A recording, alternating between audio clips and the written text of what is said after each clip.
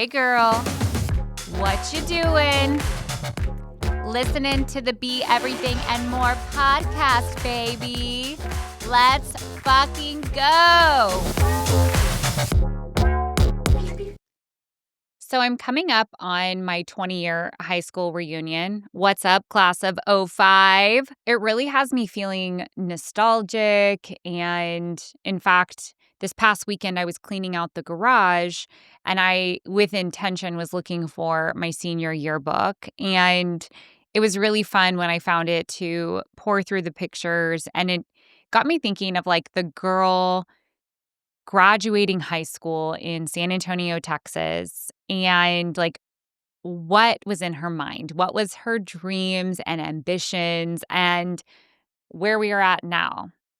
And I wish I could say that, like, if you told that version of me where we are now, she wouldn't believe you, but like, she would. She really would. I feel like when I reflect back, there's a lot of things about my girlhood, my childhood that were very like painful, specifically during the high school years. I was a huge rebel. I think I stole my mom's car, her credit cards. I definitely dabbled in some fun things at the time. I never met curfew, smoked cigarettes out my window. I was naughty. Don't regret any of it. But now I see so much of that was really seeking something that I wasn't getting elsewhere. And I think that the part that I did always have, though, was drive and ambition. You see, I worked at the local boutique in my town, and I make that sound small, but the shop was called Annie Gogolin, and it was the coolest store. It's where everyone from, like, 6th grade all the way through, like, college, basically, young 20s, would shop, and it was the shop. It was premium pricing, trendy. The buyer had 2 sons, one that was younger, one that was older than me, and we've remained really good friends, and even though she was always my mom's age, I looked at her as just, like, I don't know, kind of a peer, even though I was much younger than her, but she really took me under her wing. And from the age of 12, I worked in her store, and you weren't allowed to work at the age of 12. I worked for gift certificates, if you can believe that, because I wasn't able to receive a paycheck. And my mom was thrilled. She's like, great, you're going to work on the weekends, hanging up clothes in the dressing room. And in exchange, you're going to be earning store credit to this place that you like to shop. And it saves her money. And I felt like I had a responsibility. And I was the first out of my friends to have a job, have a place that I needed to be from this time to this time. And I will say, like, that created a drive in me that has stayed with me to this day. From 12 to 18, I slowly worked my way up in that store, and I got the opportunity to go on a buying trip. I believe this was the summer before my senior year of high school. And we went on a buying trip to LA. And it was my first time being in LA, and it was very exciting. My heart was definitely set on New York City, which is where I also had gone as a young kid, and I knew that's where I wanted to live. But this is where a lot of the clothes from the boutique came from here in LA. And so it was a fun experience to be able to um, see these vendors, get that experience of being away from home and being treated like an adult, even though I was 17 or 18 years old. And it was just amazing. And I think back, and I really am so proud of who I've become, but that's not really what this episode is about. You see, because of that, I ended up going to school for fashion and becoming a fashion stylist for mostly NBA and NFL players. We also dressed, it was for men. So the company I worked for was for men. But that experience at 12 led to fashion school, which then led me getting my first internship, which was my career for a really long time. And I've always loved fashion. And when I shifted careers, I got a lot of pushback, specifically from my mom, she was like, "You're so talented at fashion, and why would you leave this industry?" And I don't think I really ever looked at it like leaving the industry. It was more of I was just going to shift the way I participated in the industry. But where that shift happened was after styling for many, many, many years. My career took me from New York to LA. And when I arrived in LA, that's kind of where I began my fitness and health journey. I've talked a lot about that in bits and pieces.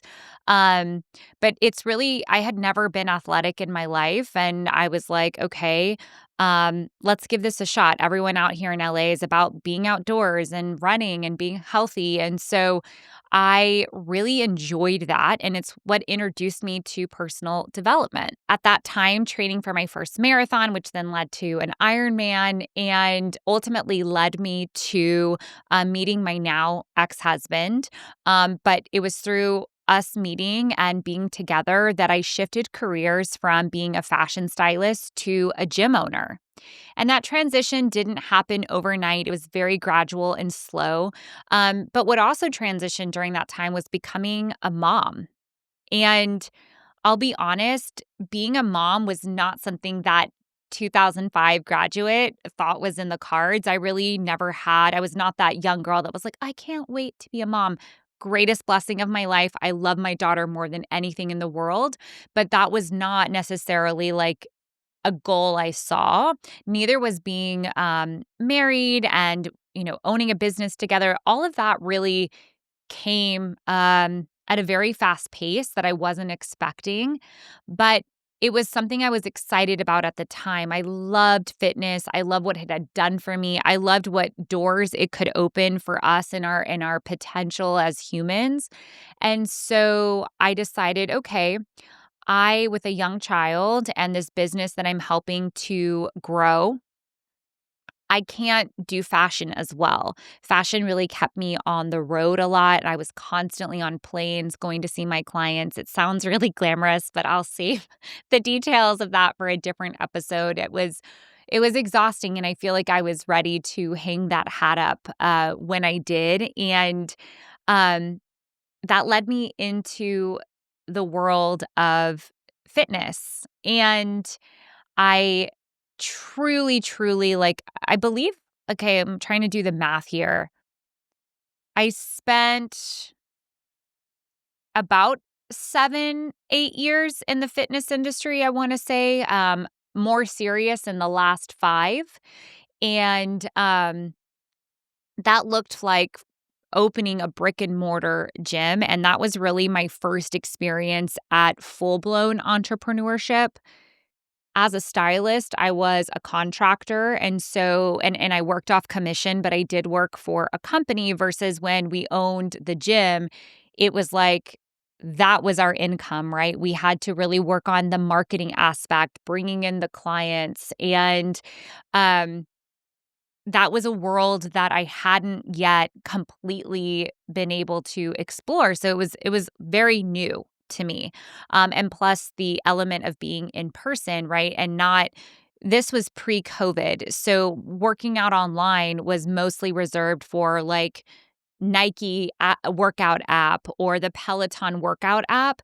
It wasn't as developed as it is now. So your marketing reach, we were really focusing on our surrounding town, people who could come into the gym physically versus expanding reach like I do now in my coaching practice where I can serve literally anyone around the world. And so really new marketing techniques and all of that. And then through the divorce, that is where I really found my voice and this next, what I hope, final career path, but never say final, right? We never know where things are going to lead us. But it's led me here to the Beam Life, which is my pride and joy and something I feel so, so, so in love with every single day. Like I never really feel like I'm working. Um, and I think about the graduate Kaitlin 20 years ago, with so much fresh perspective and drive and wonder and all of these things and possibility. And I still feel like I feel that way, even though I've been in multiple careers and have seen and experienced a lot of things, I still truly feel full of possibility and wonder. And I think that is the joy of entrepreneurship. The career I haven't mentioned is between um, leaving the fitness career and starting the Beam Life. I also took on a side hustle, what I call my COVID job, of working for a book publishing company. And the founder and I are still really close. And I do some side work for her still because I just enjoy the industry so much and the people I meet and the way she runs her business. And so it's a really fun way to diversify my energy. And so I share that because every one of these industries are all so different from one another. But when I look back, I can see how everything I learned at each stage is helping me grow the fuck out of my business now. And nothing was for naught, if that makes sense, right? So from the fashion world, I really learned how to I feel like that's really where my coaching began because I was working with these young athletes who were, leaving high school or college to become these full-blown NBA and NFL stars, and they knew nothing about how to present themselves on the red carpet, how to dress, how to be him now, if you will, versus be her now. But like they had dreamed about that moment of becoming that athlete, that star their entire life. And here it was. How do they even begin to step into that? And I always was like, you are the one that makes the suit. It's not the suit that makes you. And I feel like so much of the travel and seeing the world and experiencing, because I got to go to Italy multiple times a year, I got to really see the integral parts of a business because it was also a small business that did all the styling and the suit making, and I got to see the inner workings of that and how it was working for myself and working on commission and a very go hustle mentality, and also working with another team of stylists. Like all of us had our own clients, but we all worked together and it wasn't this competitive environment. So it really taught me so much about how to use style to embody who we are becoming, and also how to make your own magic. Like however much I wanted to make was possible for me based on, the clients I wanted to serve and the amount I sold. And then in the fitness industry, I believe that's really where my mental fortitude comes from now. Because when you have a kid, a new element presents itself, right? That it's like I've talked about this before, there is no plan B. Like this is the option. We have to make this work even when it feels like it's going to fail or, everything's going up in flames and it's a fucking dumpster fire. What are the levers we can pull? How can we uh, navigate this? Where can we lean on our team? Do we need a bigger team? Do we need a smaller team? And it really taught me about leadership for the first time, and working with a business partner, being able to pivot and working with clients, because that was another big thing in both of these businesses. It was all about customer service, right? And so putting the customer first and being able to meet their needs and expectations and hear them out. And also, that is where, so I went from coaching in fashion, coaching in fitness, and watching these transformations happen before my eyes. And it's where I fell in love with watching and experiencing transformations. I mean, I don't think there is anything more beautiful to witness than someone before your eyes doing something that they literally didn't think was possible 6 months to a year ago. What is more beautiful than watching a human make a transformation and making the impossible possible in their eyes? Like literally I tear up thinking about that. It is what lights me up. And I realized through being in that fitness industry, that was what I want to do. I want to help people with their transformations and like and be able to take what they love to do and make that an everyday thing if that's what they want. And a lot of the women that I work with now, I think have these dreams on their hearts and want to make these businesses and these things possible for themselves and for others, but have real barriers in the way, like working a 9 to 5, caring for children, having a partner, and all of these really, really, really real obstacles that are in the way of like why they couldn't do it. But I want to share with you that everything you have experienced up until now is another building block, another tool in your belt that you have to build your dream life. If you've literally been a mom and that's been your job experience, then I'm going to tell you, you are going to be the most nurturing business owner in the world. You're going to be able to be patient as hell. You are going to have so much creativity for how to pivot when your client's having a meltdown, right? So, again, I feel like, this is top of mind because of my reunion coming up, but also because I was recently talking to someone who's like, I've only been a mom my whole life. I'm like, okay, first of all, let's take the word only out of only mom because you've been a fucking mom your whole life. Like, deserves a round of applause. Are you kidding me? Hardest job on the planet. You can do anything, first of all.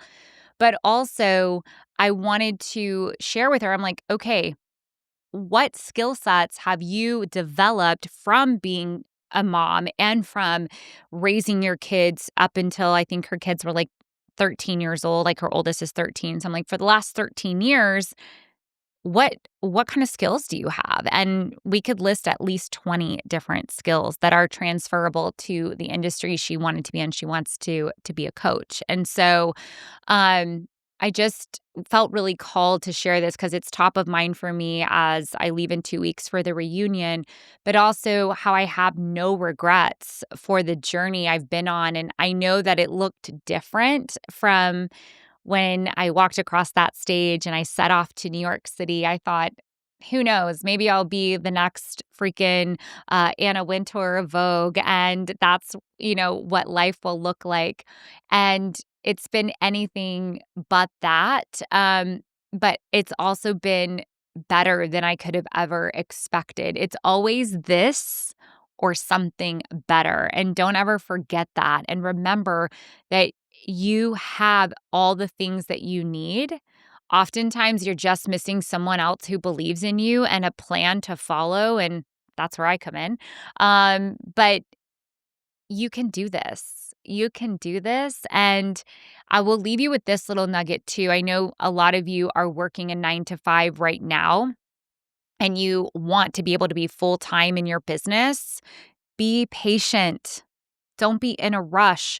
I think that that's one of the biggest mistakes that I see newbie entrepreneurs make is that they're in a rush to leave this job because they hate it. And it's why they want to own their own business and work for themselves. And like, I get that. I haven't actually worked a traditional 9 to 5. So I say that I get it. But I know my partner has had frustrations of being in a corporate ladder model, right? Feeling like you're stunted, like you can only grow if somebody deems you worthy of growing and getting to the next level.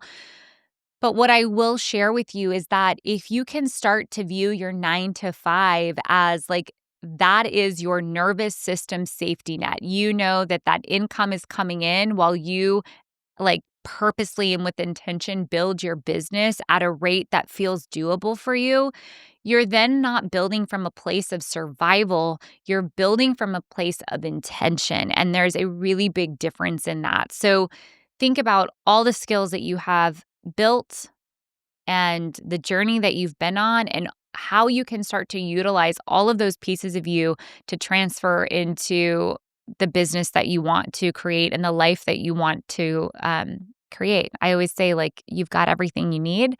Just we need to figure out which tools to use and when. So, anyway, thank you for letting me talk to you about my journey and share. I feel like I don't know. It's fun to look back and also think about what is the next 20 years going to look like when we hit the 40-year reunion. Um, I love being pleasantly surprised by the universe. So, share with me a little bit about your journey if you've listened to this episode and it got you thinking about something you're proud of that you've accomplished, or maybe something you're excited about where you're going, or a takeaway that you had. But the biggest compliment for a show of this size that you can do is to share, subscribe, all of the things. And I'm so grateful for you showing up here every single week. I'll be back here next Wednesday, babe.